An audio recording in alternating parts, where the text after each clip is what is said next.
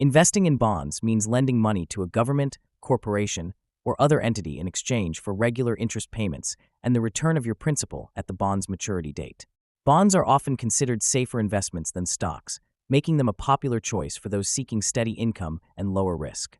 When you buy a bond, you are essentially acting as a lender. The bond has a face value, the amount you lend, a coupon rate, the interest rate you earn, and a maturity date, when your principal is repaid. For example, if you purchase a $1,000 bond with a 5% coupon rate, you will earn $50 annually in interest until the bond matures. Bonds come in different types, each serving specific investment needs. Government bonds, like U.S. Treasury bonds, are backed by the government and are considered among the safest investments. Corporate bonds are issued by companies and offer higher returns but carry more risk. Municipal bonds, issued by state or local governments, often come with tax advantages, such as tax-free interest payments. High-yield bonds, or junk bonds, offer higher interest rates but come with greater risk due to the issuer's lower creditworthiness. Investors are attracted to bonds because they provide a steady income stream through regular interest payments, known as coupon payments. Bonds also play a key role in portfolio diversification, helping reduce overall risk by balancing more volatile investments like stocks.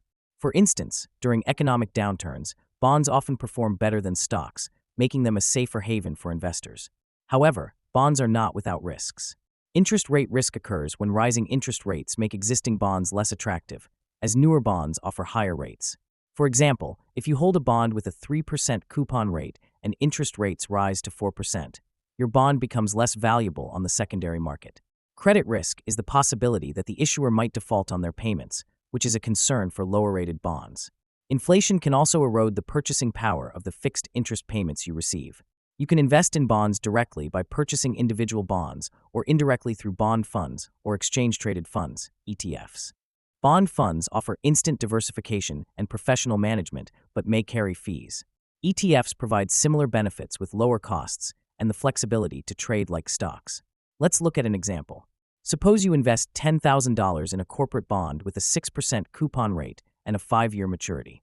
You would earn $600 annually in interest, totaling $3,000 over 5 years, plus your $10,000 principal back at maturity. If you need to sell the bond before it matures, its value might fluctuate depending on current interest rates and market conditions.